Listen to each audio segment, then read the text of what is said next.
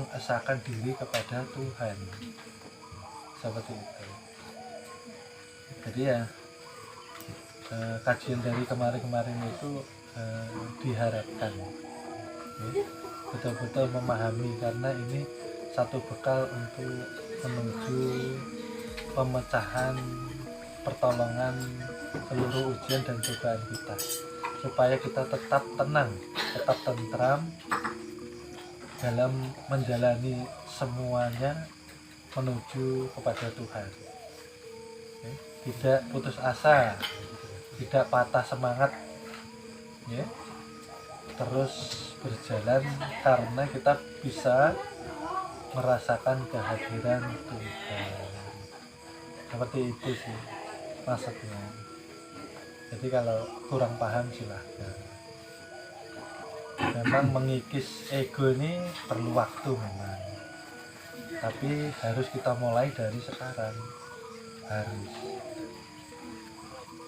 Kalau takut manusiawi, takut masa depan, takut macam-macam lah, manusiawi. Tapi kita di sini dikenalkan jati diri untuk mengikis semua yang namanya ketakutan, kekhawatiran, kegelisahan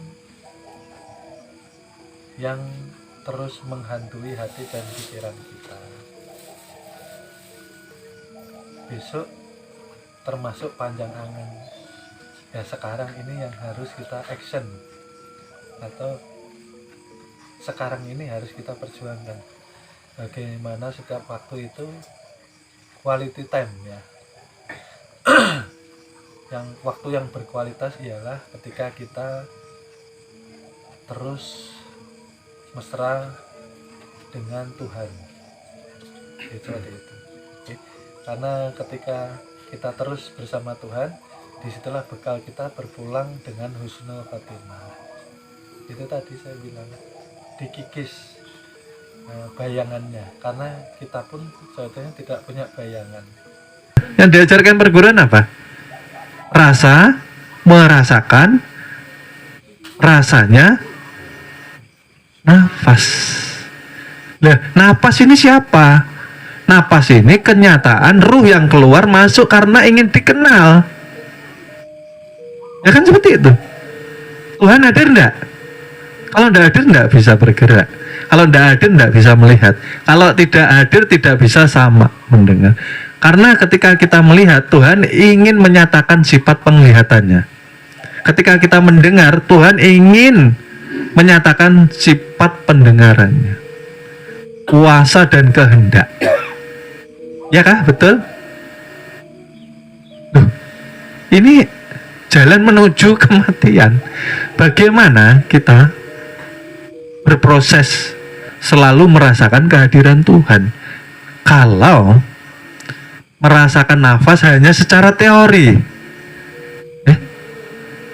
merasakan nafas dengan kesadaran bahwa nyatanya yang hidup ya rasa. Rasa itu dikatakan rasul. Rasul itu utusan. Utusan itu kezahiran pada hakikatnya. Tuhan juga, tapi dikatakan hamba karena sudah ada perjanjian. Bagaimana kita bisa dekat dengan Tuhan sedang kita tidak mampu merasakan kehadiran Tuhan di setiap hembusan keluar masuk nafas kita? Ya kah? Karena tidak ada nafas, tidak ada kita. Artinya kita tidak ada. Itulah jalan menuju kematian. Sebelum mati yang sebenarnya, maka jangan engkau turuti nafsu aluwama. Aluwama apa? Artinya serakah. Yang serakah itu yang hidup kayak mati.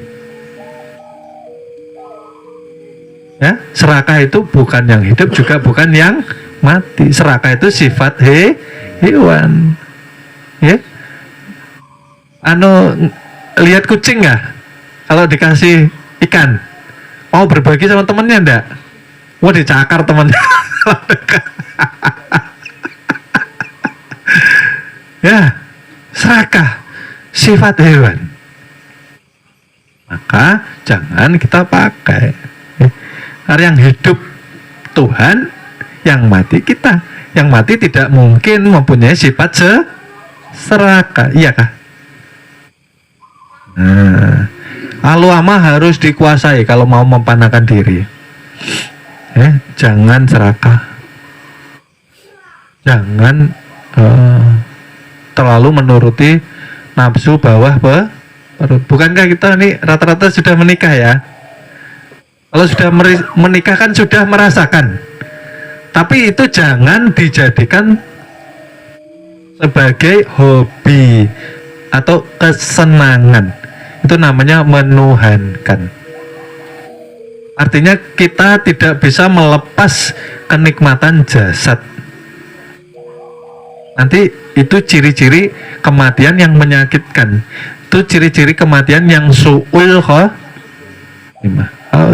Kita masih ingin, artinya kita masih melekat kepada kenikmatan. Itu harus dipangkas. Maka kita menuju khalwat. Khalwatnya Thariqah masuk di dalam kamar. Kalau khalwatnya Rasulullah masuk ke Gua Hakikat Gua Hira mana? Ini loh. Nih hakikat Gua Hira. Masuklah di dalam kebesaran arasnya Tuhan. Dalam diammu engkau selalu bersama Tuhanmu. Paham gak ini? Itulah khalwat yang tidak terlihat manusia. Nah, di dalam diam kita berkhalwat. Lalu di dalam keesaan bersama Tuhan. Dengan mana jalannya? Dengan rasamu itu loh. Gabungkan rasa, menggabungkan, merasakan dengan kenyataan ruh yang keluar masuk tadi. Itu yang bisa menyampaikan kita kepada Tuhan. Karena mustahil kita bisa sampai tanpa melalui junjungan Nabi besar kita, Nabi Muhammad Sallallahu Alaihi Wasallam. Tanpa Rasulullah tidak sampai kepada Allah. Oke? Paham gak ini tadi? Jalan mengesahkan harus bisa menguasai berarti tidak boleh marah. Marah ada tempatnya. Ketika ibadah kita diinjak-injak, agama kita diinjak-injak, ya, keluarga kita diinjak-injak, hak anak istri diinjak-injak, lah itu marah. Artinya marah ini bukan untuk menyakiti, untuk menghancurkan, tapi menjaga. Selain itu ya tidak boleh. Marahlah ketika agamamu diinjak-injak. Marahlah ketika agamamu dihina. Karena ini akidah. Ada tempatnya untuk membela kebenaran, bukan menuruti keinginan nafsu setan. Kalau marah sama istrinya terus piringnya jadi UFO ya. Ya ini enggak boleh. Paham nggak? Ini saya kadang-kadang heran ini, piringnya bisa terbang. Tidak hanya piring, kadang-kadang gelas, kadang-kadang. Jadi tanpa menguasai nafsu mustahil bisa panah. Ya. Rupiah seperti itu tadi, pandangan dijaga. Ya. Oleh sebab itu harus banyak bersyukur kita. Ya. Janganlah selalu memasukkan seluruh materi itu di hati kita. Nanti kita akan menuhankan mereka. Paham gak? Yang secara nafsunya masih melekat materi, mereka maka akan mengagung-agungkan ciptaan Tuhan, bukan mengagungkan penciptanya. Lah ini kan sungguh harus diwaspadai. Melihat mobil mewah ya, mobil mewah spotnya terheran-heran, melihat gedung mewah terheran-heran, dirinya sendiri tidak dikagumi. Masya Allah. Maka tidak ada yang sesempurna kejadian manusia. Adakah yang sempurna? Dari air Tuhan membentuk tulang. Dari air Tuhan menjadikan darah. Sebegitu kompleksnya manusia, dibungkus dengan urat-urat, dibungkus dengan daging, lalu lahir jadi manusia. Setelah perjanjian kita ucapkan, tapi nah ini yang kita bahas kemarin, kenapa setelah lahir kok melupakan Tuhan? Kenapa setelah lahir kok tidak mempercayai keberadaan Tuhan? Kenapa setelah lahir kok hidupnya susah? Kenapa? Karena pada intinya kita tidak menjalankan kewajiban kita untuk kembali menuju Tuhan melalui belajar. Maka belajar kan fardu ain, tapi kenyataannya akhir zaman ini mengkaji diabaikan. Nah, dikatakan hadir di majelis kan di awal tadi, ini kesunangan Rasul. Rasul tuh paling senang, Rasul paling cinta melihat hamba-hambanya mendatangi majelis-majelisnya yang menyatakan ini loh hakikat Tuhan, ini loh hakikat kerasulan. Ini yang dikatakan engkau nanti diakui menjadi umat yang sebenar-benarnya, umatnya junjungan Nabi besar. Bagaimana kita diakui sedang nanti kita di alam barzah? Di alam barzah saja, nggak usah jauh-jauh. Kita tidak bisa menyala, tidak bisa selamat karena gelap,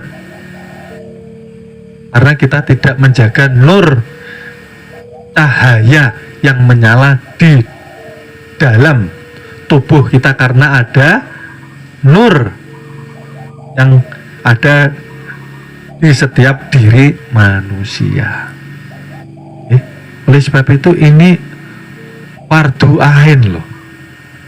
Kemarin sudah dikatakan, sebelum fardu ain ibadah sholat, yang di fardu ain kan apa? Mengesahkan Tuhan dulu. Diri kita ini loh, esahkan, supaya engkau mengerjakan ibadah itu tidak sia-sia. Banyak orang berkata, asal kita sholat saja, urusan diterima atau tidak itu urusan Tuhan. Betul, tapi ada tapinya, ada ilmunya.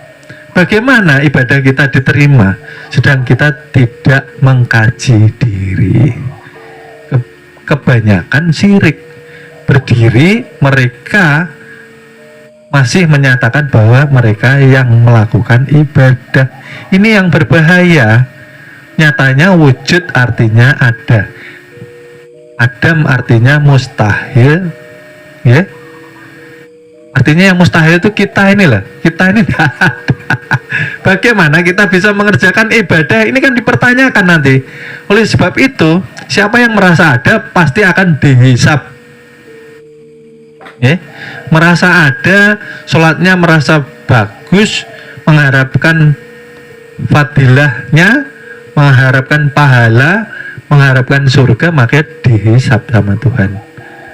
Ya, masih besar pahalamu kah? Masih besar karunia nikmatku yang aku berikan kepadamu. Ya, disinilah kita harus berhati-hati. Ya, kalau sudah duduk di majelis tasawuf atau makrifat, jangan lagi kita mengharap masuk surga. Kenapa? Surga itu makhluk, ya, dan surga itu diciptakan setelah kita, ya. Kita sama surga ini tua mana sebetulnya? Tua mana? Tua kita.